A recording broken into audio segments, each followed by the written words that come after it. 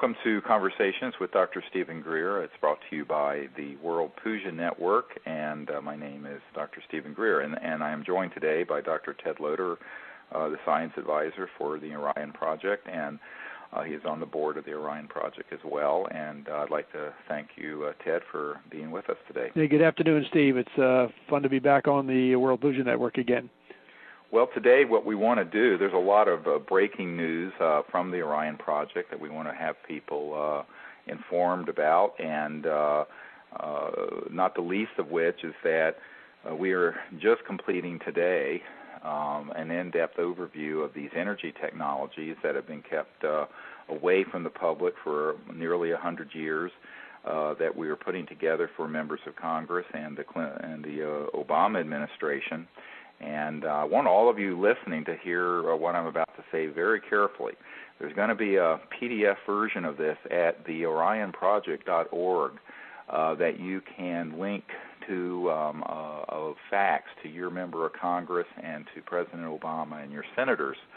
And we will actually have a system up at the orionproject.org so that you can fax at no charge to yourself directly into the office of each member of Congress and your representatives and senators, as well as to the President, so that they get a letter from you hearing about why there needs to be a real refocusing of the discussion on the new energy economy and on the stimulus bill and on energy technologies away from the fantasy of quote-unquote clean coal, which is neither clean nor useful, or biofuels, which are 3 steps forward and 10 steps backwards, or other means that are being discussed, because they're really talking about putting billions of dollars of our tax dollars into programs that are of very dubious value in terms of really fixing the environmental and energy crisis, while the solutions that are sitting in classified projects and also are known by a number of the people on the Orion Project team cannot be brought forward because there's a lack of funding support to do the research and development to get them into a form that would be available to the public and en masse. So this is something where you have an opportunity to step into this debate that's going on in Washington, and we think it's very important that happen, that we begin to register. I just heard last night from a man who works very closely with a number of the key members of Congress, as well as with the Obama administration, who said you need to get people to write letters because they need to hear from the public on this, because that's how it's going to get on their radar scope and they're going to really take a hard look at it. So this is democracy in action. We're asking all of you go to the orionproject.org, and you will see that there will be a link to this new breakthrough energy briefing that we've put together, and Dr. Loder has worked for the last 10 days or 2 weeks on this very diligently, and that there will be a way for you to fax at our cost, by the way, directly to your member of Congress and to President Obama and to your senators, your opinion that this needs to be the focus on the energy funding and debate, and that we need to get this funding in place immediately, and that a small percentage of the amount of funds that they're talking about putting into energy initiatives, at least a small percentage of it, needs to go into these really out-of-the-box but very promising types of technologies that deal with water to fuel, like Stan Meyer's technology, that go into the zero-point energy technologies, that go into a number of systems that we have scientists working on who are gravely underfunded and cannot work together in a professional way because there's no central research facility that we've been proposing for the last year and a half to be formed. So you need to write and express your opinions to the President and to your members of Congress and senators, because if you don't hear from them, they're going to consider that it's not important. So I think this is where the thousands of people listening to the World Fusion Network really need to say, I can make a difference now, and it won't cost me anything to do it but a little bit of my time. So we're asking for your help, and I hope that everyone can do that in the coming week or two. Yes, just to pop in here, having been immersed in the thing, in the document for the last week or so, as Dr. Greer said, it's not that long a document. It's actually 25 pages with the appendices added onto it, which include a sample budget and a several-page bibliography of references in these energy technology fields. But it's a document. It's a general document. It's not a heavy scientific document because it's inappropriate. But it really, we talk about different categories of technologies that can be moved, that need to be developed, transitional technologies, electromagnetic type energy devices, and advanced propulsion systems are the three that we sort of focus on in a general sort of sense about what they're about. And then we talk about these strategies and policies that need to be put into place in order to develop these things and have them ultimately brought out. After that, we look into a little bit of the history of over-unity technologies, defining what over-unity is not perpetual motion, as some people think, and with a number of references to a number of the scientists and people who've worked in these fields. So people can go look up their own if they really want to get into it. Then we talk about the problems of a bit of the history of it, a little bit about the suppression or the reasons why we don't have these things today, even though they've been around for perhaps 100 years or so.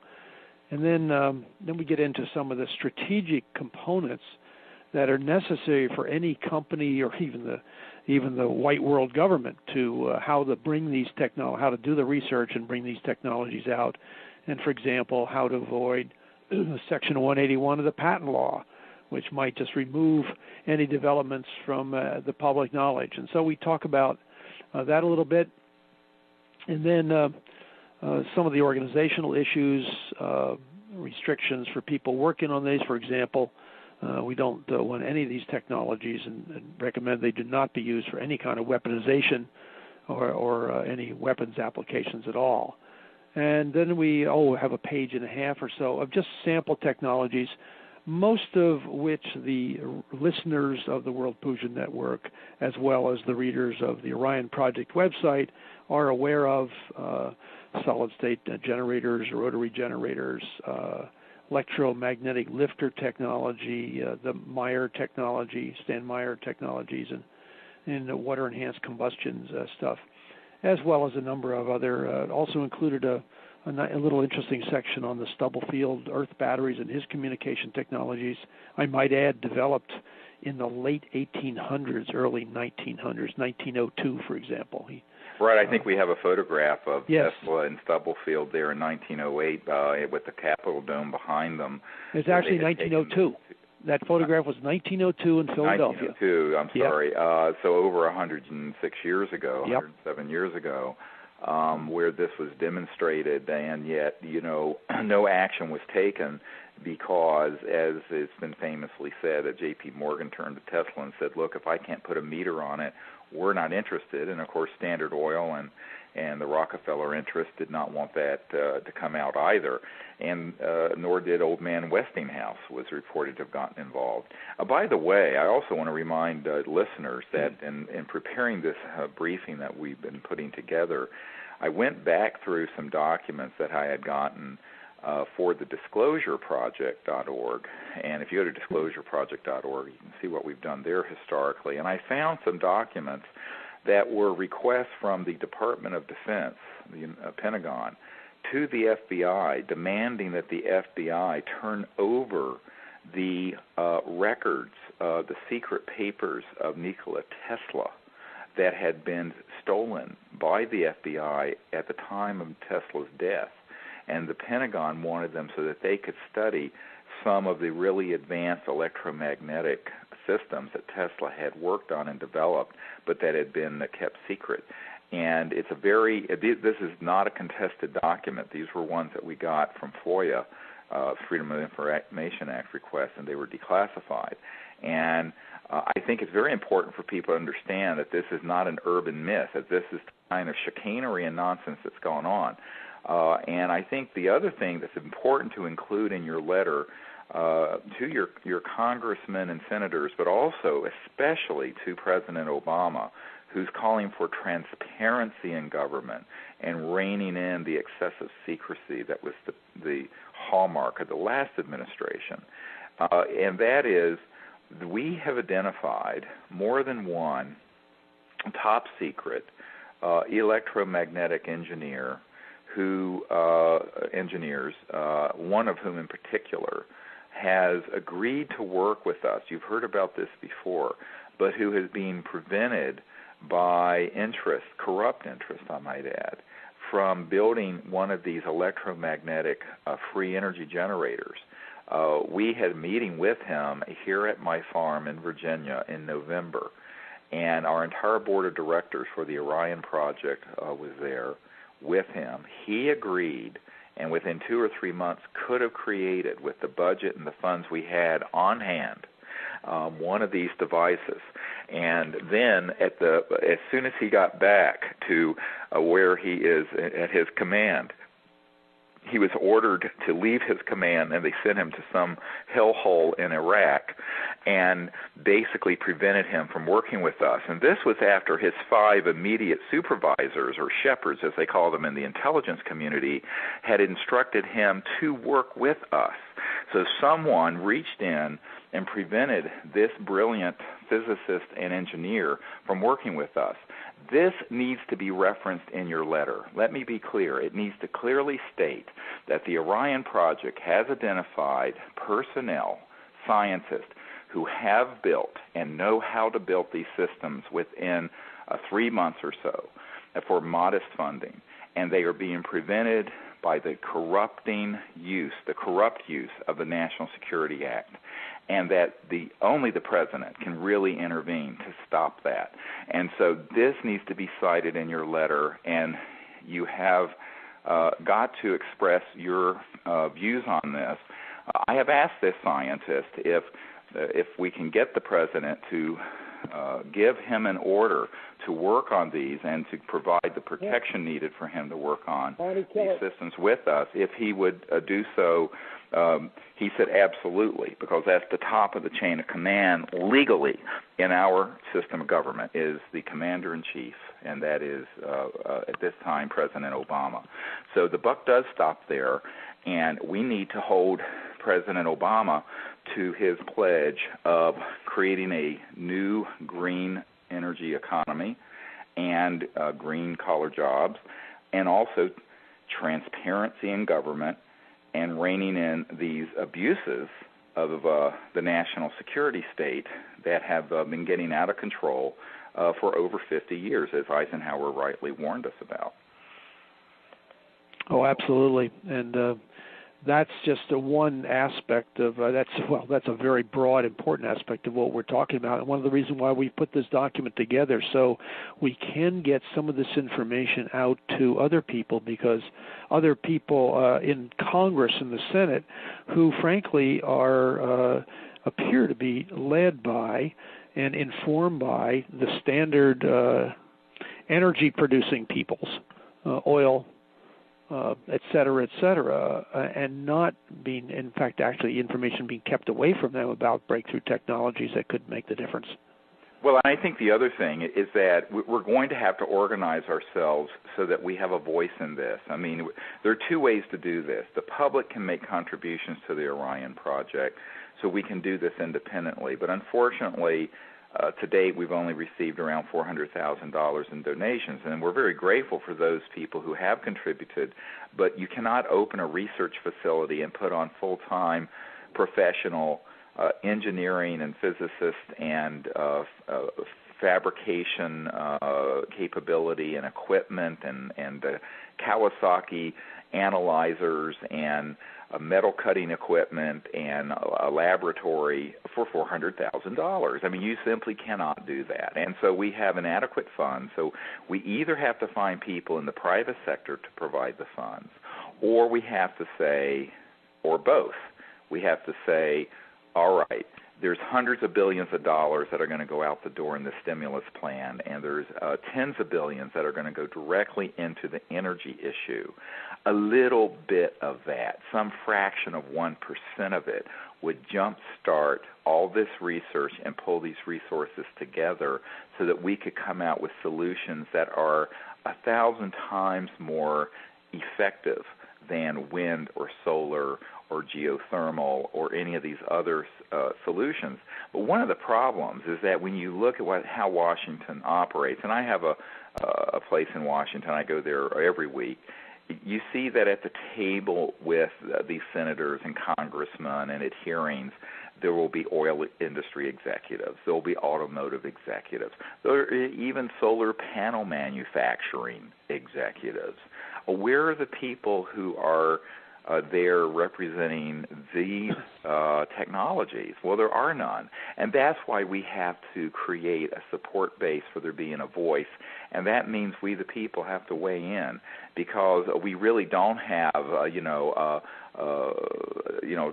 Tom Daschle at a lobbying firm making $5 million and chauffeured around in a limousine to go around and make the case for us, because we can't afford to spend $5 million for lobbying. However, we can all send a fax letter to the president and to members of Congress and to the Senate, and if thousands of us do that, it will get on their radar scope. It really will. I was just told that last night by a very senior operative in Washington, and I think that it's time for us to step up to the plate and do it.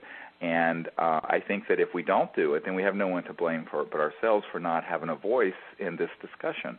So I'm really asking people to do this, because this, even the cost of the fax to be sent in is being borne by the OrionProject.org.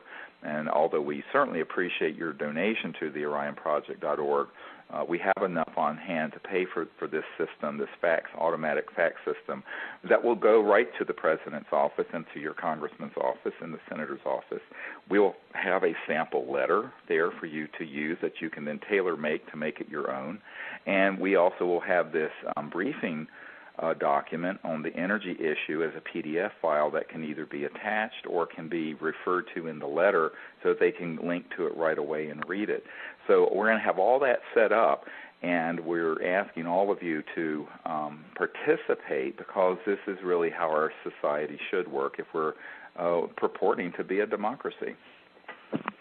Absolutely, and this is sort of another stage in the efforts that the Orion Project is doing to bring this into knowledge, the information about these technologies to people who can actually start to make a difference in terms of... Well, and it was also pointed out to me that, while we certainly have access to a lot of officials in Washington, we can educate them on it, but if they don't hear from the public on it, it's not going to stay on their radar scope. They're pulled in so many different directions with so much going on with the economic collapse, the stimulus bill, 2 wars going on in Afghanistan and Iraq, and all the other issues that they face, that in order for this issue to really get in front of them, front stage and center, they're going to have to hear from you. And by the way, everyone who's listening in the United States has a member of Congress that is representing you and 2 senators.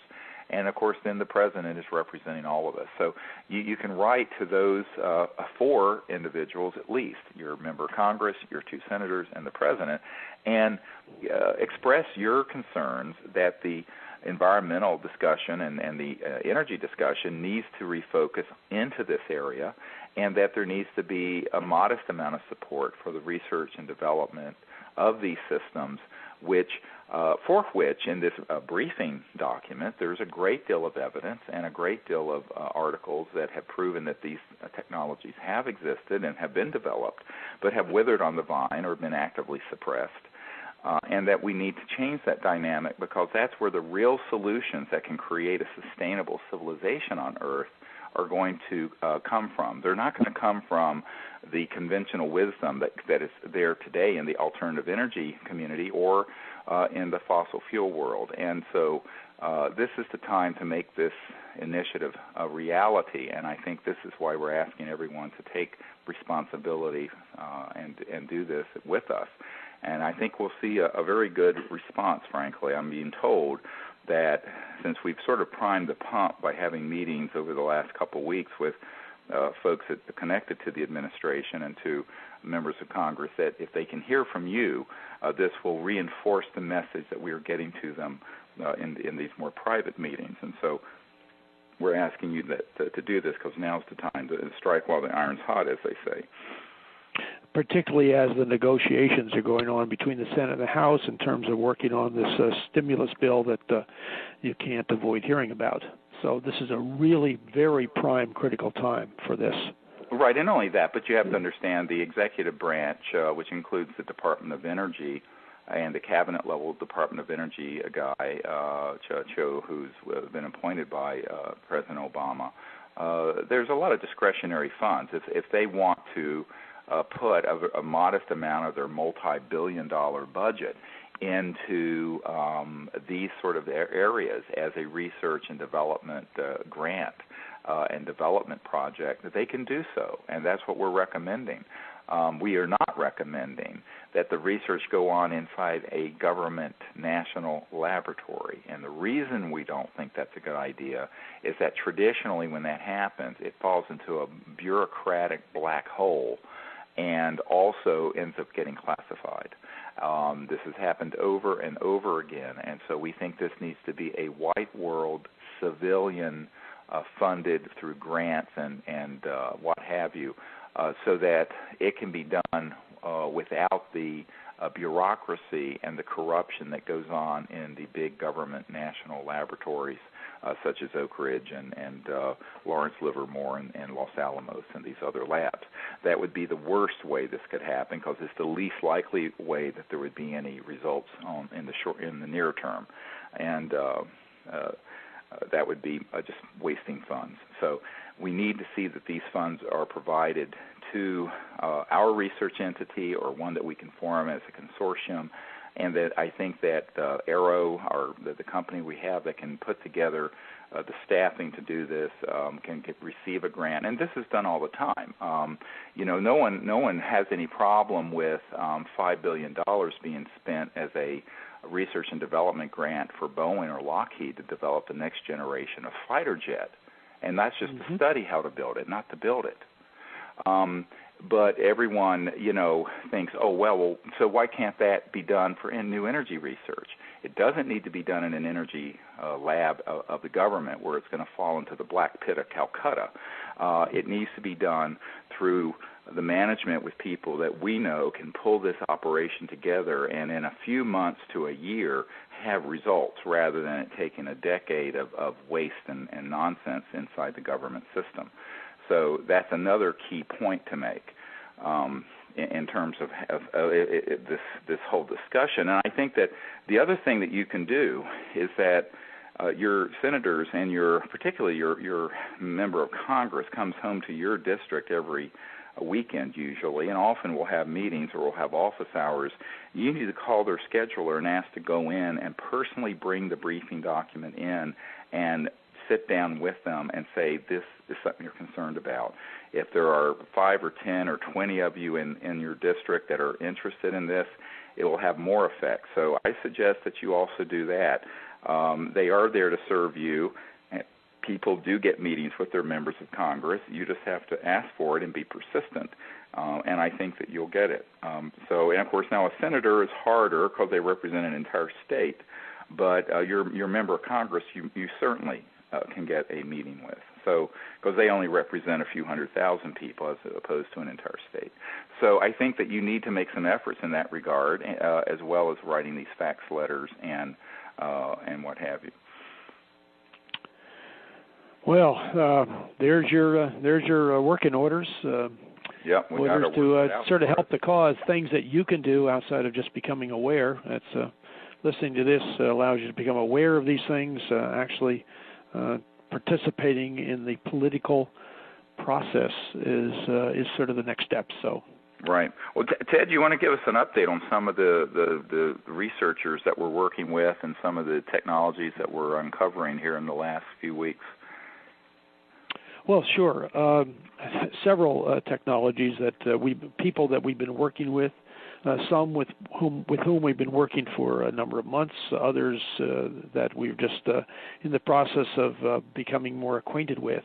One of the technologies that the listeners of the World Puja Network have heard about for a number of months is the Stanley Meyer technology, that of water to fuel, it's sometimes called, or the production of oxygen, hydrogen, Brown's gas from the breaking apart of water. We are still, believe it or not, we're still in negotiation with the team or the group that has Stan Meyer's materials. We're coming down the home stretch on that. It's been a long time. It's been discussions back and forth between our people and their group, and due to travel, for a number of complex reasons, it's taken much longer than we ever conceived it would.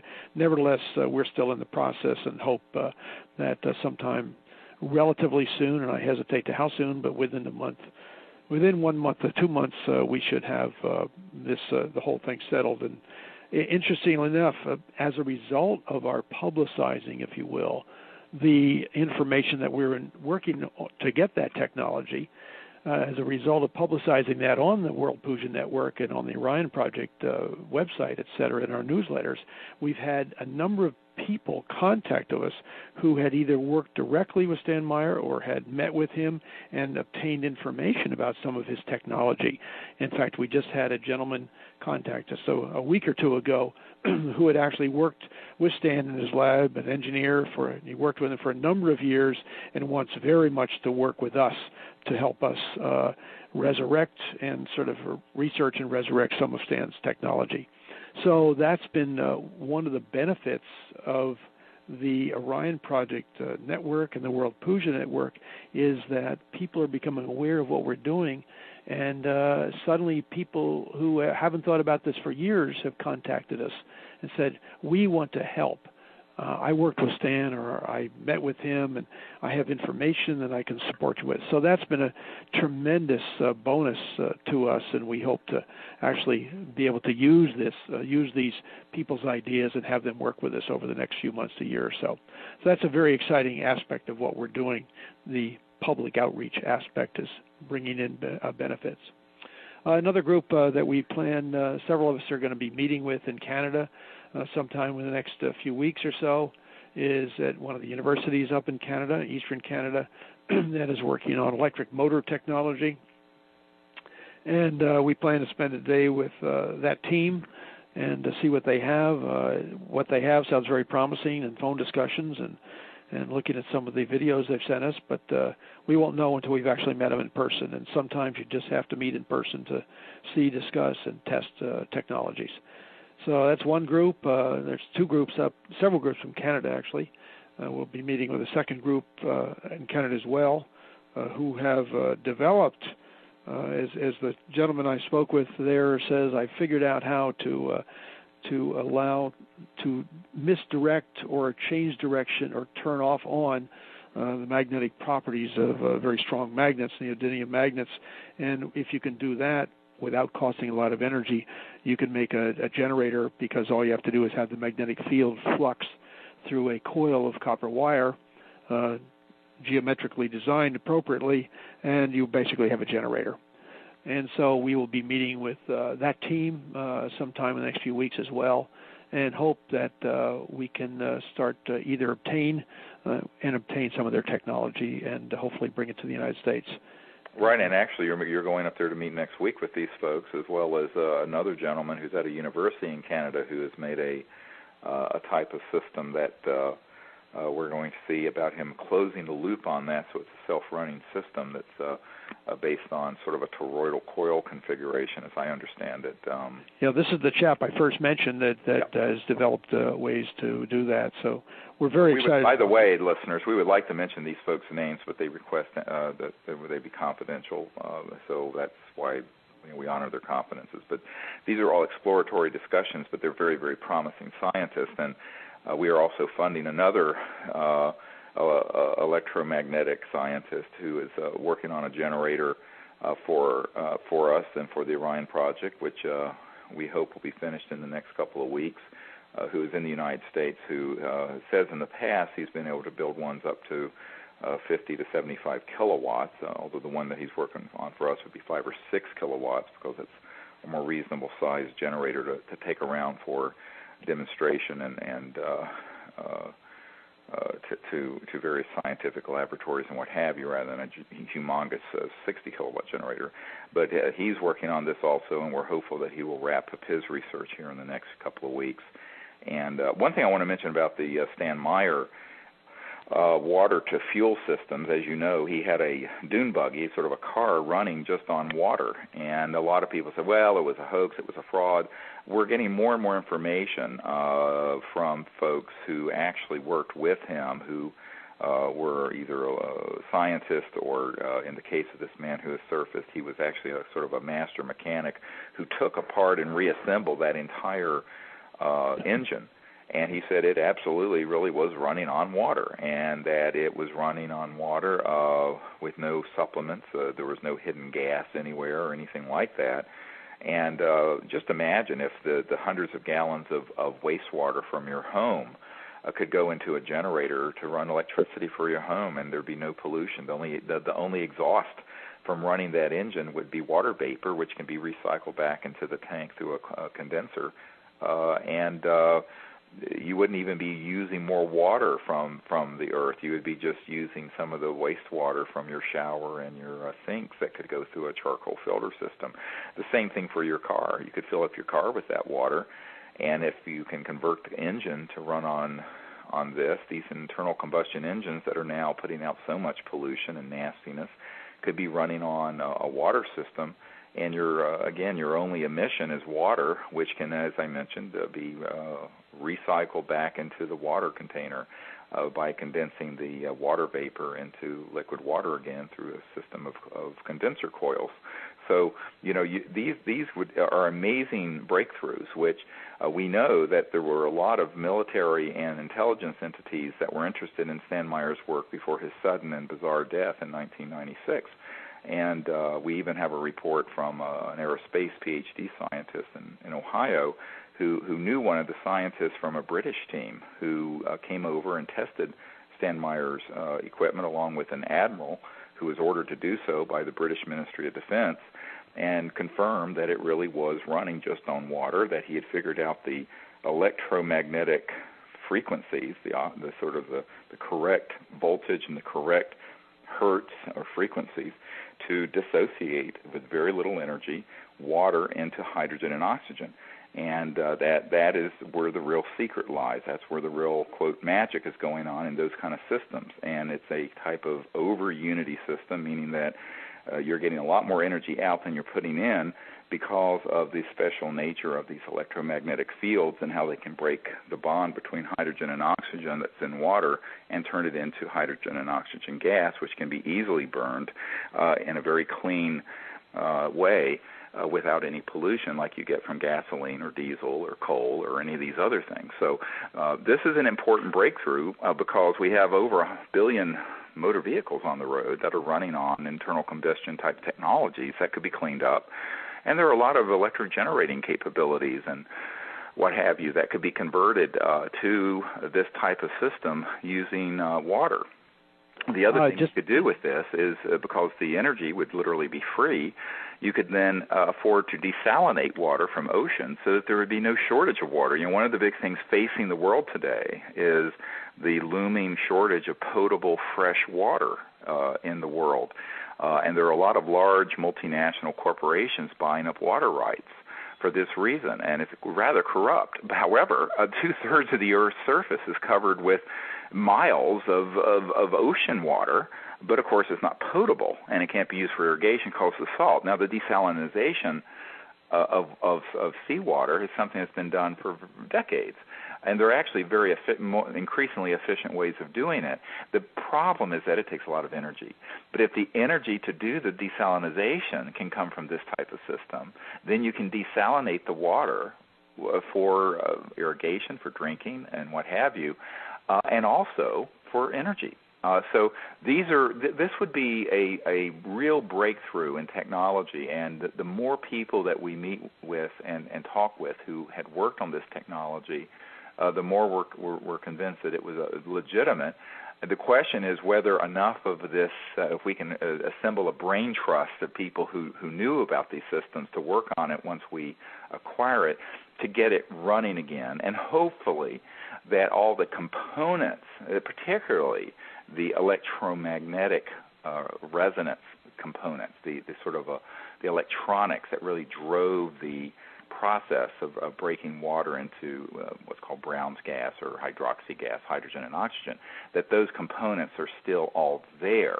And one of the things we're going to do is have some of these people who had worked directly with Stan Meyer, who have now surfaced, visit where the facility where these things are being kept, and to assess that in fact they are intact and that they have not been tampered with or gutted of their key components. So this is part of the due diligence we're doing and will be doing in the coming weeks. And again, we do appreciate you making donations to the OrionProject.org to support this work.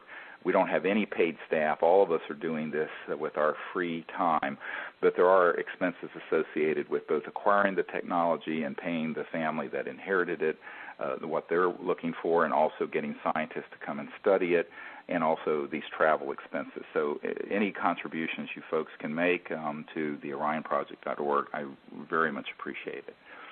Yeah, I'd just like to add a little sidelight on Dr. Greer's comments about relative to the British military people, Admiral actually. The chap's name was Admiral Sir Anthony Griffin, and we've actually on the Orion Project, the OrionProject.org, we have listed under the scientific research the report that Admiral Griffin wrote in 1993 as part of a lecture talking about Stan Meyer's technology. So if you have further interest in delving into a little bit more of the information that we've just given you, that's a good place to start. Yes, and you know, it's interesting because about every week or two a new source surfaces through the kind of outreach we've been doing through the World Puja Network, and I so much appreciate the folks at the World Puja Network for their generous support of what we're doing at the OrionProject.org. Because what has happened is that it's begun to create a core team of scientists and people who have really credible information on Stan Meyer's system and how it worked.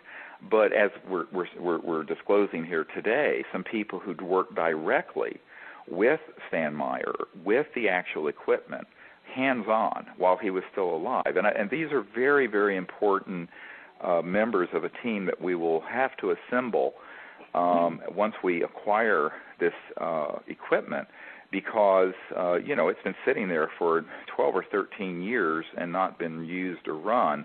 And, it's not as if there's going to be a how-to manual because Stan Meyer died very suddenly, and everything was sort of left in a state of disarray. So we feel that this is an important technology to resurrect, but we're becoming more and more confident that we'll be able to do that because of the caliber of people who are surfacing, who had information on the testing of the equipment that shows that it was legitimate science, but also people who directly worked on it. So these are really important breakthroughs. Absolutely. And I also want to mention that I've recently had someone surface who is working with a man who had worked in some of the national laboratories and some corporations on these more advanced anti-gravity and zero-point energy or free energy electromagnetic generators.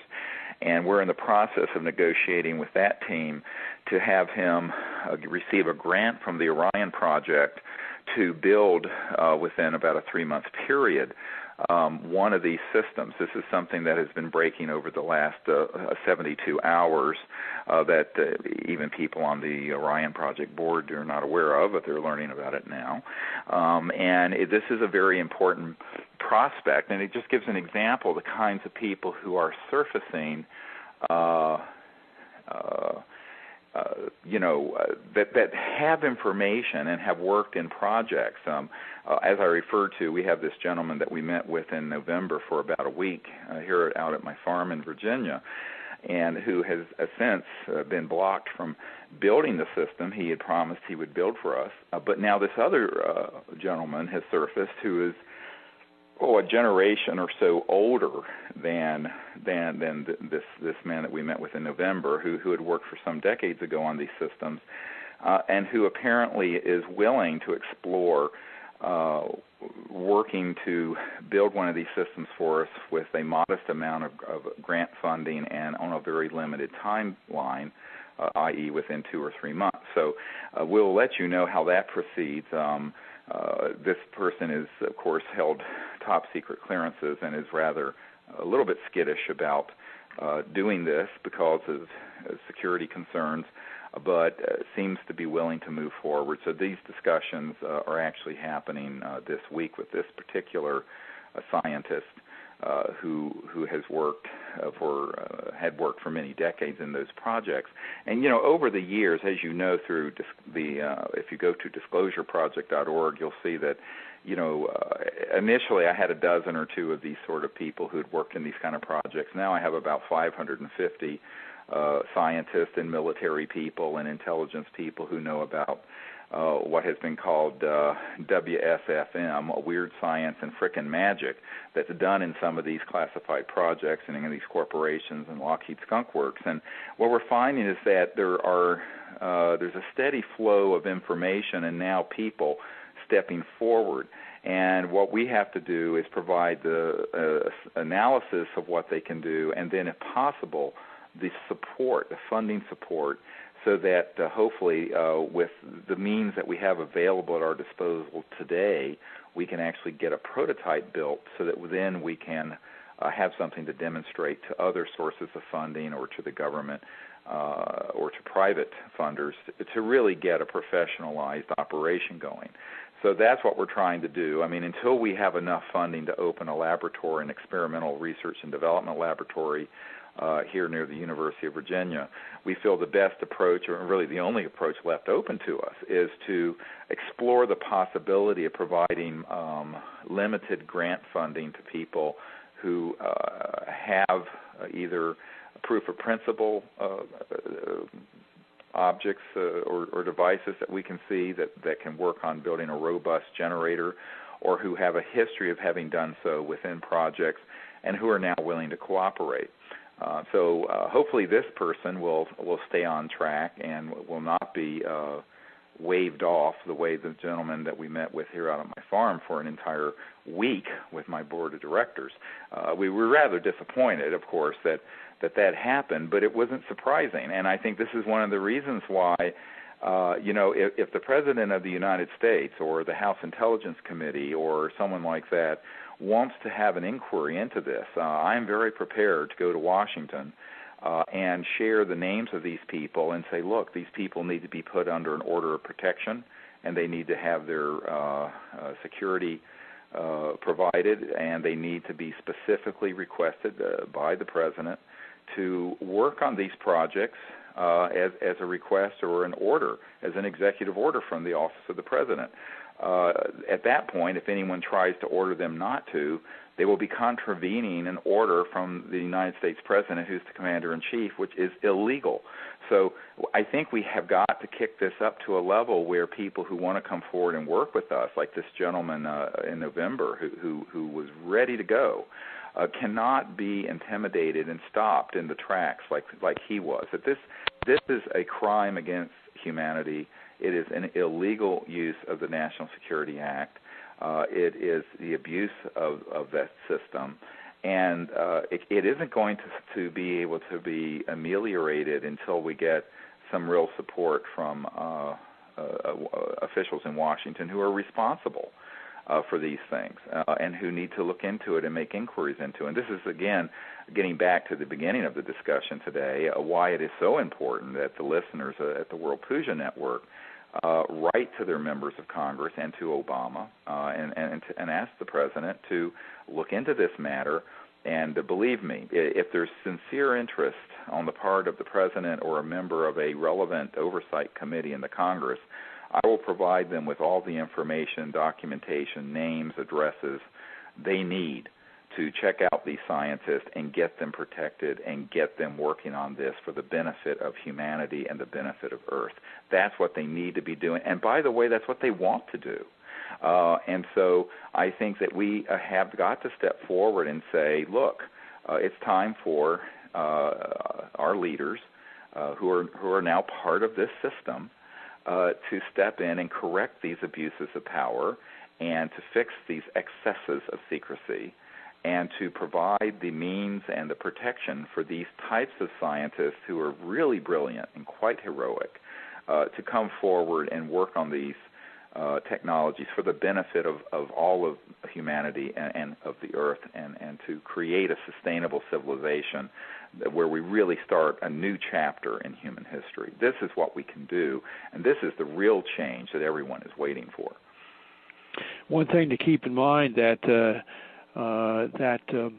one thing that keeps us going and working on this thing is the following issue, that if you didn't know anything about this and the potential and possibilities of energy technologies and creating a new world in terms of energy technologies for this planet, if you didn't know that the possibility exists, you wouldn't be blamed, or you really don't have any sort of responsibility for making the change. But once you become aware that these potentials, the potential for changing the whole energy dynamic on the planet is there. Once you understand that, you're really majorly remiss if you don't try to help that change, help affect that change.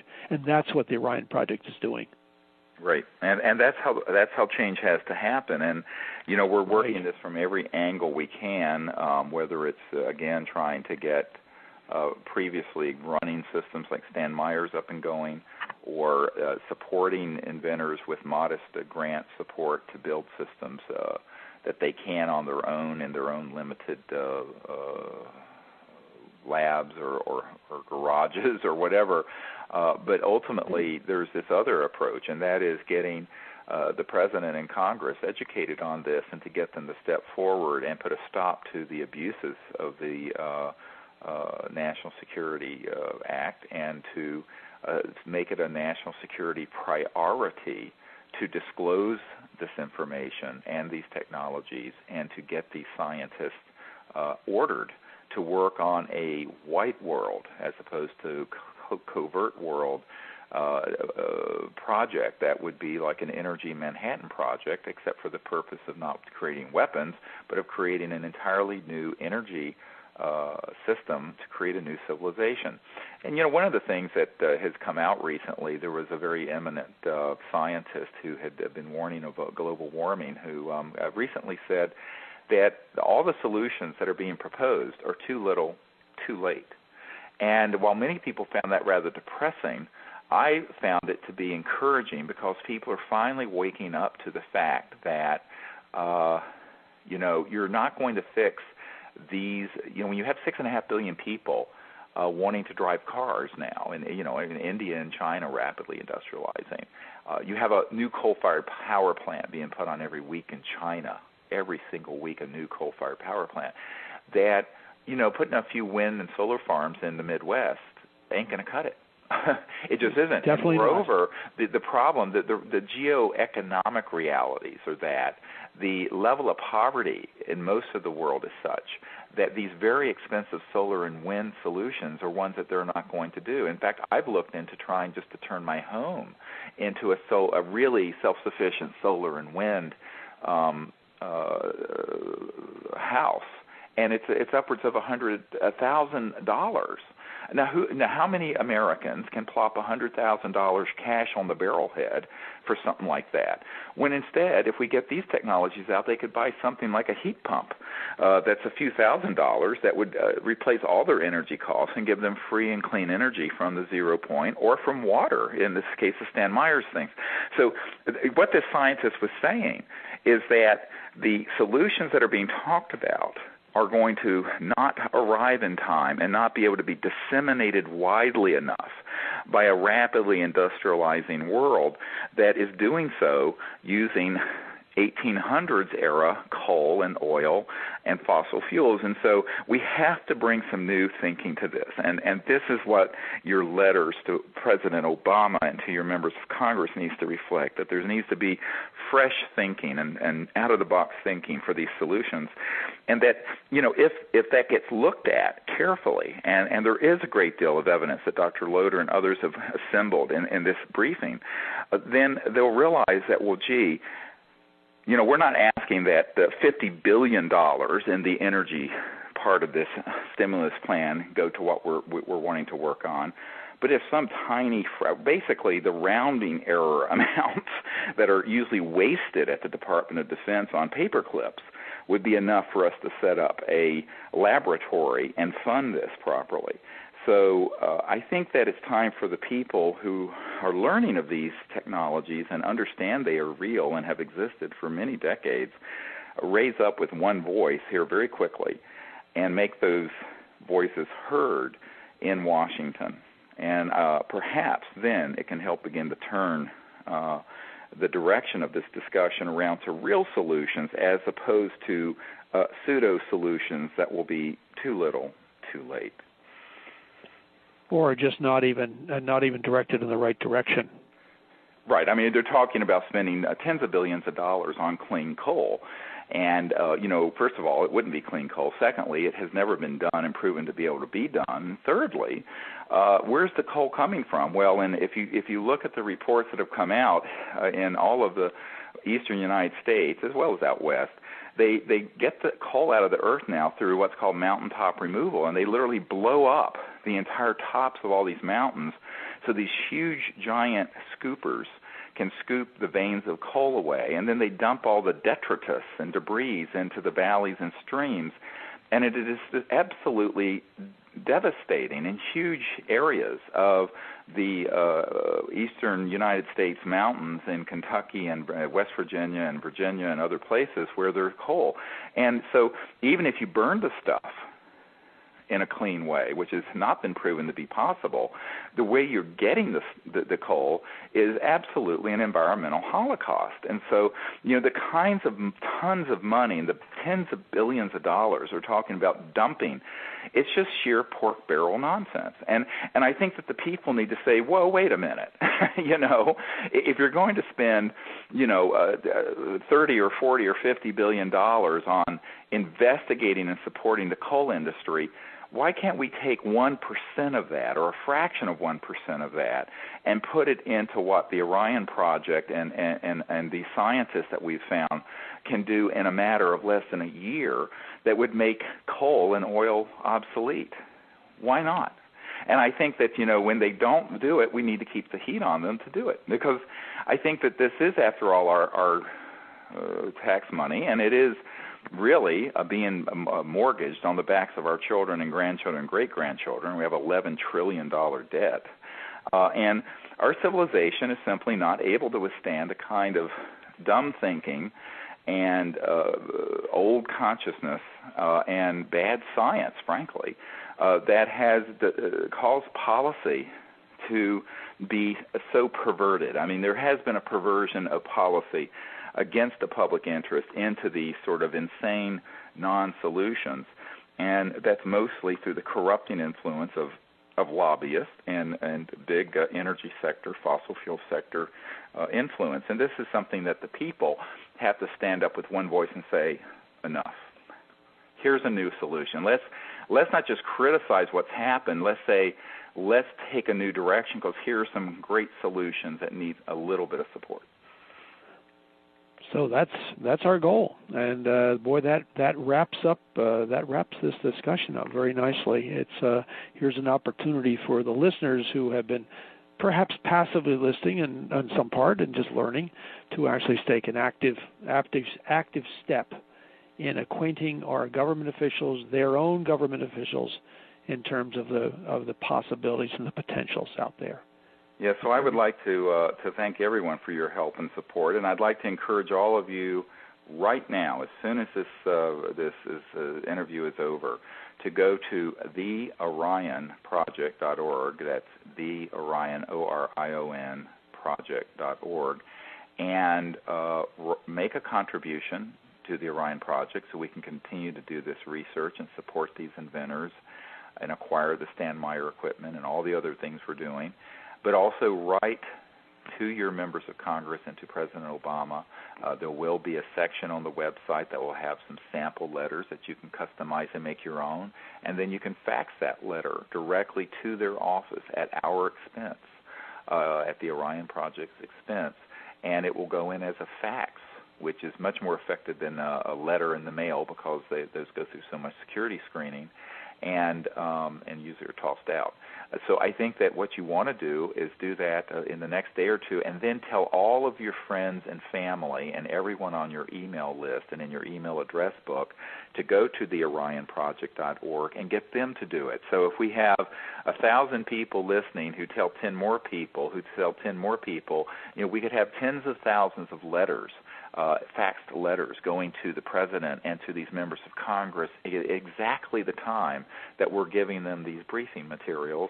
And you can include the PDF file of this energy briefing document that will be on the website, and that will be referenced in the letter. And so they can go to the Orion Project and click on that link, and they'll have it. So I think that this is how we need to function. It works very well in many other grassroots efforts, and it's time now that we start our own grassroots effort for new energy and new solutions that will really transform our civilization into a sustainable and peaceful world, and a world that we can finally say is going to be able to function in a just way, eliminating poverty, and also to sustain the earth and clean the earth. Because as soon as we stop abusing Mother Earth, she has the ability to correct many of the problems, and we just have to lift the burden from her, and we have not been doing so as we should, and as we know we can.